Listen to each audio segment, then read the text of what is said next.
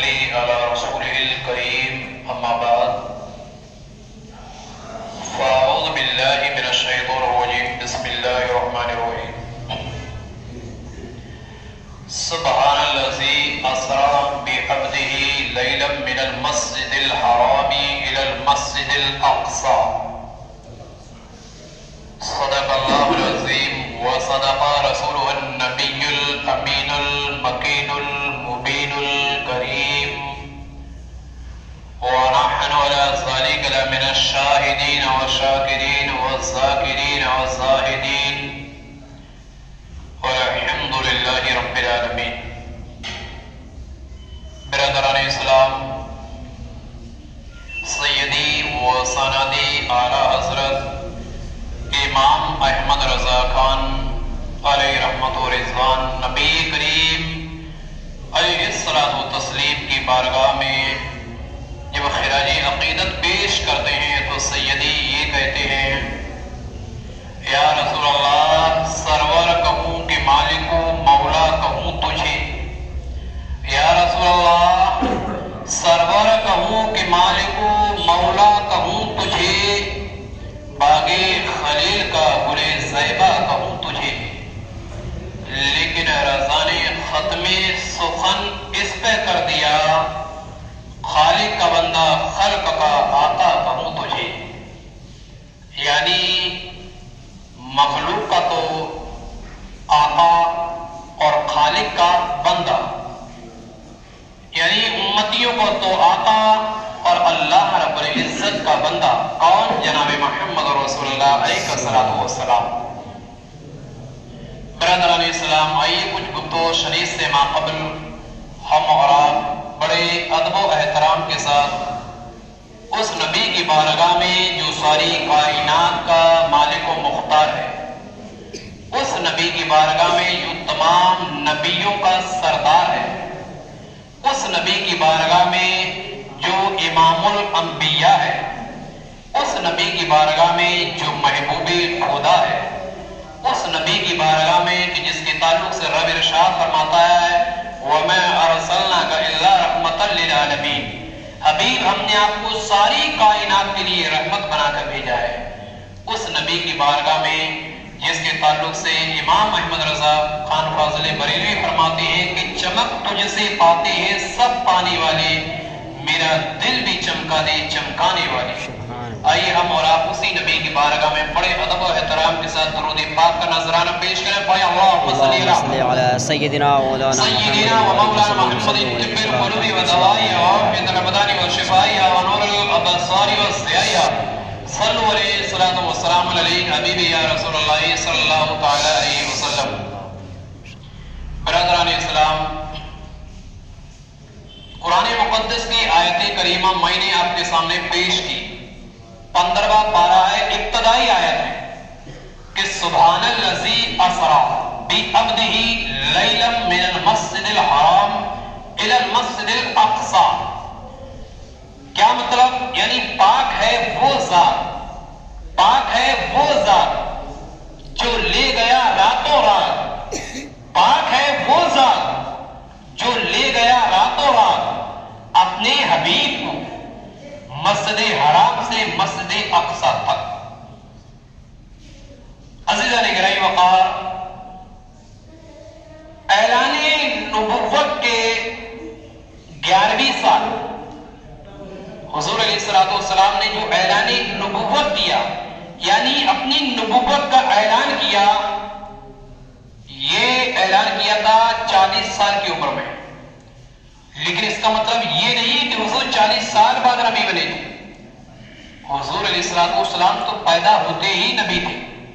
وہ تو ایسے نبی ہیں کہ کتب تواریخ میں ملتا ہے کہ آدم بھی ان کی طرح نبی ہے. ایسے افضل نبی تو پیدا ہوتے ہی نبی تھے. لیکن اعلان جو انہوں نے کیا اپنی سماج میں، اپنی قوم میں، 40 سال کے بعد.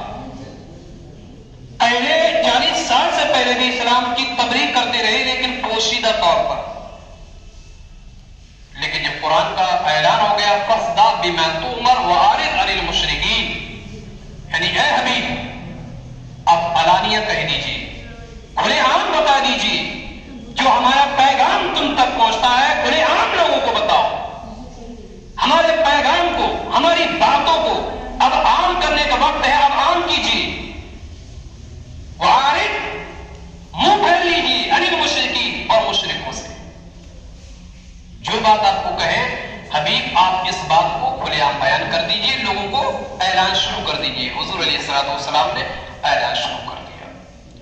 تو اعلان نبوت کے 11ویں سال, 11ویں سال کا مطلب یہ سمجھ لیجیے 51ویں سال عمر, 50 51 ہے نا, 51ویں سال میں حضور علیہ السلام کو معراج کا واقعہ پیش آیا.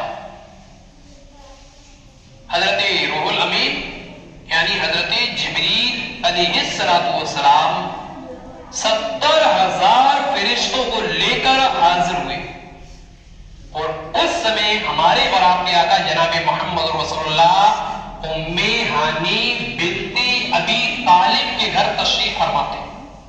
ام ہانی بنت ابی طالب کے گھر حضور تشریف فرما تھے. 70,000 فرشتوں کو لے کر جبریل. لیکن برادران اسلام یہاں غور کرنے کا مقام ہے کہ جب ام ہانی کے گھر حضور تشریف فرما تھے, آپ غور سے سنیں گے, بڑی پوائنٹ کی بات بتاؤں گا آپ کو میں. تشریف فرماتے تو تاریخ ہے, سیرت کی کتابیں ہیں, احادیث کی کتابیں ہیں, یہ تمام کتابیں شاہد ہیں, گواہ ہیں کہ میرے نبی رات بھر اپنے رب کی عبادت کرتے رہے. رات بھر حضور نے اللہ کی عبادت کی. حضور سوتے ہی نہیں تھے, لیکن پھر اس رات حضور سوئے کیوں تھے؟ ایک پوائنٹ ہے, پوائنٹ کہ جب حضور کبھی سوئے نہیں تھے رات میں, پھر اس رات کیوں سوئے؟ اس لیے کہ مصطفیٰ کریم جانتے تھے کہ آج رب سے ملاقات کا وقت ہے. سبحان اللہ. اور رب کو سلانا تھا تاکہ بندے دیکھ لیں کہ حبیب کا کیا مقام ہوتا ہے, جو محبوب ہے اس کا کیا مقام ہے ہماری بارگاہ میں. حضور سو گئے. جبریل علیہ السلام کو تشریف لائے اور دیکھا کہ مصطفیٰ سو رہے ہیں, حضور سو رہے ہیں. تو کیا جبریل کو حکم تھا رب کی جانب سے جگا دیجیے؟ لیکن جبریل نے جگایا نہیں تھا. جبریل نے حضور کو جگایا نہیں. بارگاہ رب میں واپس گئے. اللہ تیرا حبیب سو رہا ہے, مولا حضور آرام فرما رہے ہیں, اللہ جگاؤں تو کیسے جگاؤں؟ اللہ رب العزت نے فرمایا, کتب تاریخ کی میں ملتا ہے, تاریخ کی کتابوں کے اندر آتا ہے, رب نے فرمایا جبریل ہم نے تمہارے جو ہونٹ بنائے ہیں یہ کس کے بنائے ہیں؟ ہم نے یہ جو تمہارے ہونٹ بنائے یہ کافور کے بنائے ہیں. ہم نے تمہارے ہونٹوں کو کافور. بولے جی رب جلیل. رب نے ارشاد فرمایا جبریل انہی ہونٹوں کو ہمارے محبوب کے تلووں پر مل دو.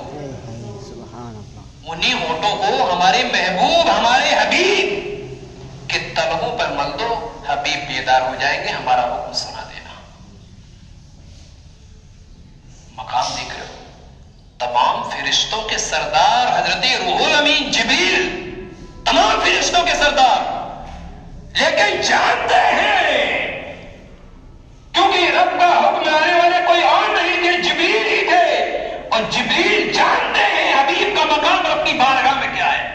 اسی لیے جبریل نے جگایا نہیں تھا, بلکہ رب سے پوچھنے گئے تھے اللہ کیسے جگائیں. رب نے فرما دیا ایسے جگاؤ. بہرحال 70,000 فرشتوں کو لے کر مصطفیٰ کریم کی بارگاہ میں حاضر ہو گئے, اور ہونٹ ملے مصطفیٰ بیدار ہو گئے. پوچھا جبریل تم؟ بولے ہاں یا رسول اللہ. جی فرمائیں.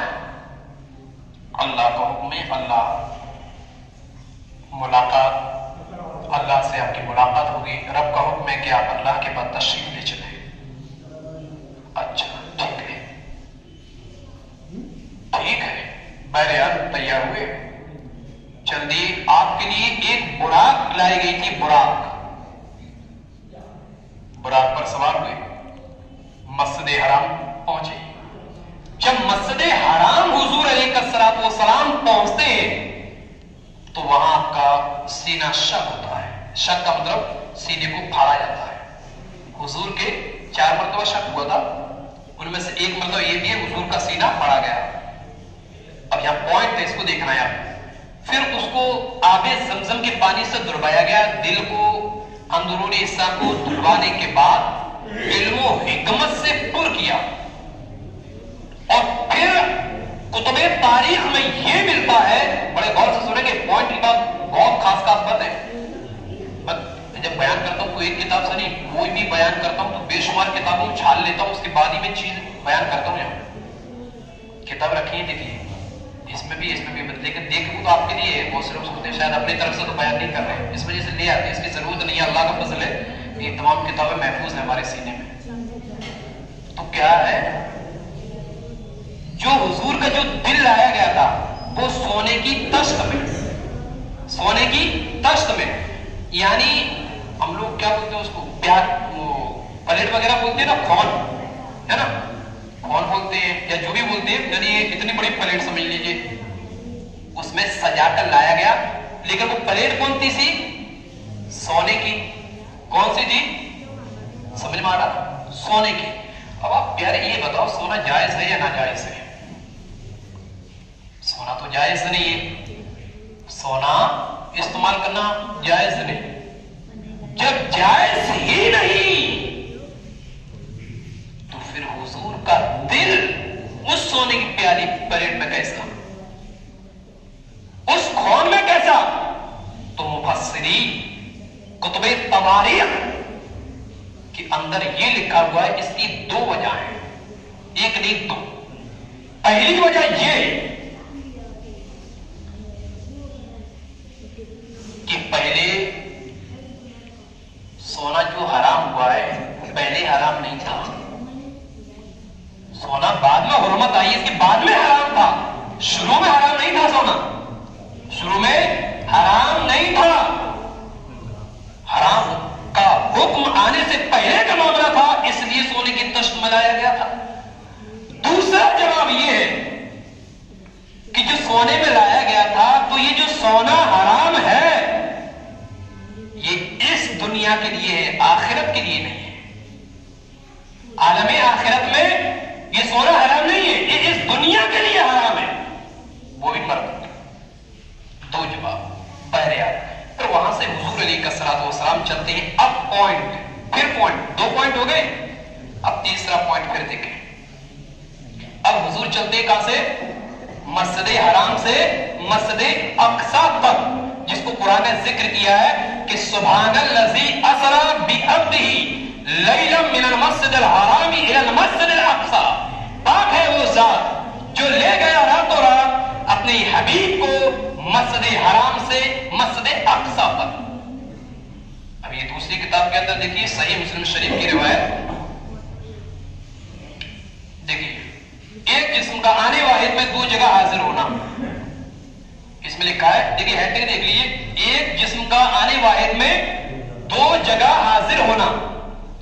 پہلی روایت ہے صحیح مسلم شریف کی، دوسری روایت ہے بہقی شریف کی، تیسری روایت تفسیر ابن کثیر کی. 3 روایت یہاں دیکھ لو.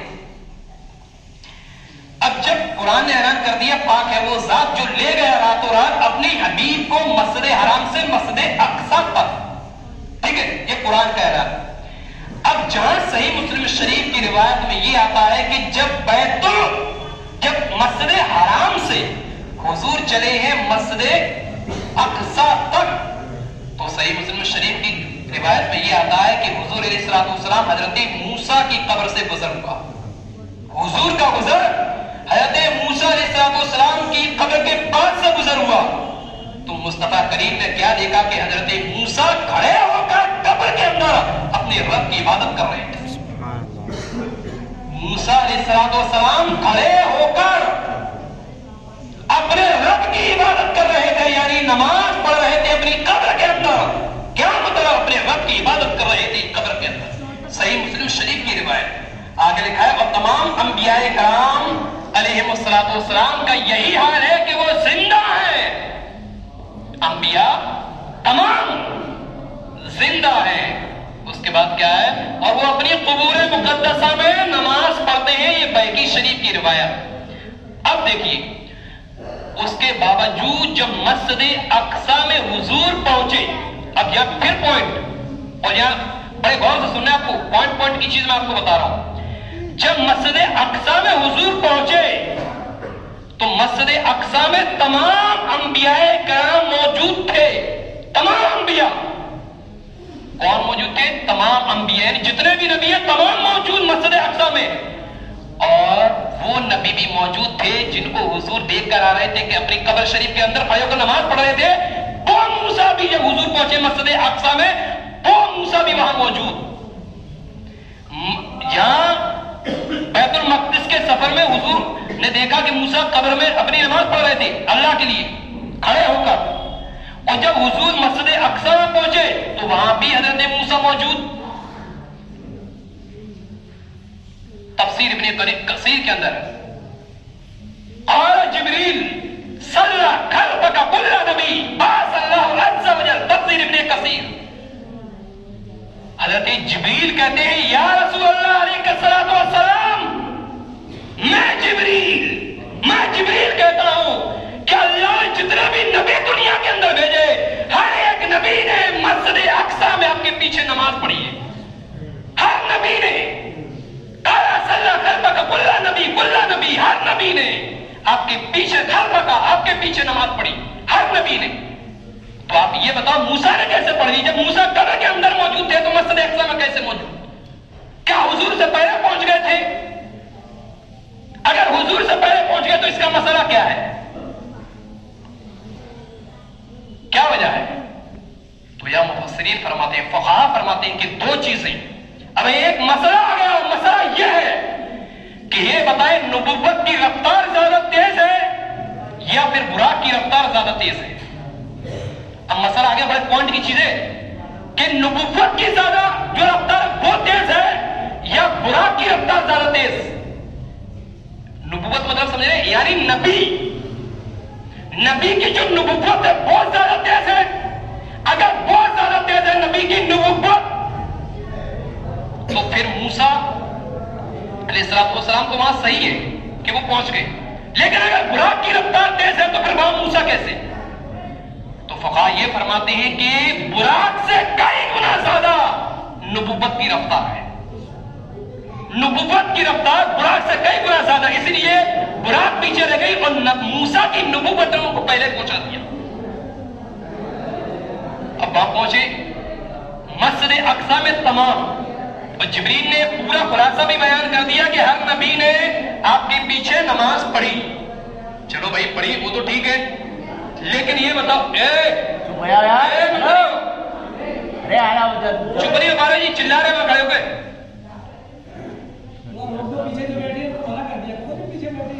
وضو کریے اور بیٹھی مسجد میں، بتا دنیا داری کی بات کر رہا ہوں. تو کیا موجود یہ پورا مسئلہ خراب کر دیتے، دماغ خراب کر دیتے. آدمی کا ذہن بنا ہوا تو پورا ذہن خراب ہو جاتا ہے. تو معاملہ کیا ہوا کہ آقا کریم صلی اللہ علیہ وسلم نے وہاں امامت فرمائی. ٹھیک ہے، اب امامت کے بعد آپ نے شاید ہو سکتا بہت سے لوگوں نے سن لیا ہوگا، بہت سے لوگوں نے سنا بھی نہیں ہوگا. وہ پھر پوائنٹ اور نقطہ یہ ہے کہ وہاں کیا حضور ہی نے مسجد اقصی میں تبلیغ کی تھی، اللہ کی حمد کی تھی، یا دوسرے نبیوں نے بھی حمد کی تھی؟ تو بتایا جاتا ہے کہ 5 نبیوں نے مسجد اقصی میں حضور کے علاوہ 5 نبیوں نے اللہ کی حمد کی تمام انبیاء کے ساتھ. اور وہ تھے ابراہیم، موسیٰ، داؤد، سلیمان، عیسیٰ. یہ 5 نبی ہے کہ حضور کی امامت کے بعد ان تمام نبیوں نے اللہ کی حمد کی، اللہ کی تعریف بیان کی کھڑے ہو کر.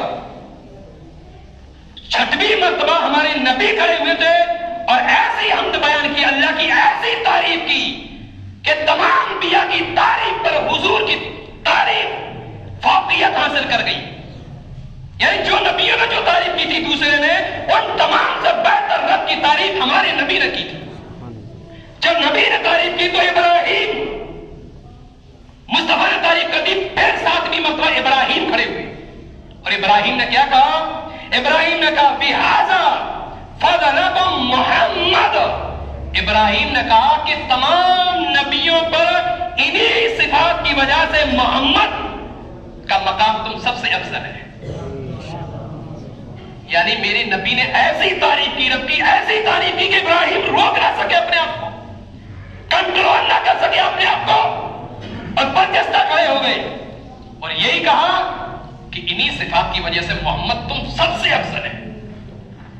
عزیزان گرامی وقار، اس کے بعد آگے سنیں. واقعہ تو لمبا ہے لیکن تفصیل زیادہ ہو جاتی ہے، تو اس واقعہ کو پھر ہم کبھی بیان کریں گے. تھوڑا سا سن لیں، بہرحال آسمان پہ پہنچا دیں، پھر کیا میٹر ہوا پھر کبھی بتائیں گے انشاءاللہ. اب حضور پہلے آسمان میں پہنچے تو پہلے آسمان پہ دروازہ کھلوانے لگے تو پوچھا فرشتے نے کون؟ کہا جبریل. کس لیے آئے ہو؟ کون ہے ساتھ میں؟ کہا محمد ہے. بولے اچھا، بولے مرحبا. اندر آئے. آدم سے ملاقات ہوتی ہے، حضرت آدم سے. شارٹ کٹ میں بیان کر رہا ہوں. آدم علیہ السلام سے ملاقات ہو گئی. حضرت آدم سے حضور نے سلام بھی کیا، السلام علیکم جواب بھی دیا. اور حضرت آدم نے جواب دینے کے بعد پھر اپنی دائیں طرف دیکھا. حضرت آدم یعنی سیدھی طرف دیکھ رہے ہیں تو حضرت آدم بہت خوش ہوتے ہیں، لیکن اپنی ٹیڑھی طرف دیکھتے ہیں آدم تو بہت مایوس ہو جاتے ہیں. حضرت جبریل نے کہا یا رسول اللہ، حضرت آدم اس لیے دائیں طرف خوش ہو جا رہے ہیں کہ ان سے ان کی وہ اولاد نکلی ہے کہ جو جنتی ہے، جو نافرمان نہیں ہے، اور بائیں طرف سے نافرمان اولاد پیدا ہوئی جو جہنمی ہے. بہرحال جب دوسرے آسمان میں پہنچے تو حضرت عیسیٰ سے ملاقات ہوئی اور حضرت یحییٰ سے سلام دعا ہوئی تھی. پھر پہنچے. جب تیسرے آسمان میں پہنچے تو حضرت یوسف سے ملاقات ہوئی. یوسف سے ملاقات ہوئی. جب یوسف سے ملاقات ہوئی سلام دعا کے بعد پھر آگے چل دیے. چوتھے آسمان میں پہنچے، حضرت ادریس سے ملاقات ہوئی. سلام دعا کے بعد پھر اوپر پہنچے. جب پانچویں آسمان میں پہنچے تو حضرت ہارون سے ملاقات ہوئی. سلام دعا کے بعد پھر اوپر پہنچے. چھٹے آسمان میں پہنچے تو موسیٰ کلیم اللہ سے ملاقات ہوئی. پھر آگے پہنچے. چھٹے آسمان پہ جب پہنچتے ہیں تو ابراہیم سے ملاقات ہوتی ہے. ابراہیم سے ملاقات کے بعد پھر سدرۃ المنتہا پر پہنچے. اب جب سدرۃ المنتہا پر پہنچے، اب پھر نقطہ، جب سدرۃ المنتہا پہ حضور پہنچے ہیں تو جبریل ٹھہر گئے. مصطفیٰ فرماتے جبریل چلو. جبریل بس 1 منٹ کا آپ کا وقت لوں گا، بعد میں کوئی ٹوکیے گا نہیں، صرف سن لیجیے گا. حضور نے فرمایا کہ یہ نقطہ ہے. حضور نے فرمایا جبریل چلو. جبریل کہتے ہیں یا رسول اللہ، اگر ایک سر برتر پرم پرو گے تجلا وسوزت پرم. یا رسول اللہ، جبریل کی طاقت جو تھی یہ سدرۃ المنتہا تک ہے. اب یہاں سے آگے جانا یہ جبریل کے بس کی بات نہیں ہے. اگر جبریل اس سدرۃ المنتہا سے ایک بار برابر بھی اگر آگے بڑھ گیا تو تجلی کی روشنی جبریل کے پاؤں کو جلا دے گی. تو مصطفیٰ نے فرمایا جبریل چلو ٹھیک ہے. جبریل آئے، اپنی حقیقت بتایا. جبریل اپنی حقیقت بیان کرو. تاریخ آتی ہے، مولانا روم کہتے ہیں کہ جبریل نے اپنے 6,000 پروں کو کھولا. 600 پروں کو کھولا. مصطفیٰ کریم نے ملاحظہ فرمایا 600 پر جبریل کے، اور جبریل کہتے ہیں یا رسول اللہ یہ ہے میری حقیقت کے 600 پر. مولانا روم کہتے ہیں ایک جگہ کہ یہ تو جبریل نے اپنے 600 پروں کو کھولا. اگر ہمارے آقا اپنے حسن کے 70,000 پروں کو کھول دیتے تو جبریل قیامت تک کے لیے بے ہوش ہو کر گر پڑتے. 70,000 پروں کو حسن کے پروں کو اگر کھول دیتے تو جبریل قیامت تک کے لیے بے ہوش ہو کر گر پڑتے. عزیزان گرامی وقار، یہ ہے مصطفیٰ کریم کا مقام. پوائنٹ بتانا تھا، وقت کافی ہو گیا. اللہ کی بارگاہ میں دعا ہے رب تعالیٰ ان باتوں پہ ہمیں عمل کرنے کی توفیق عطا فرمائے. السلام علیکم.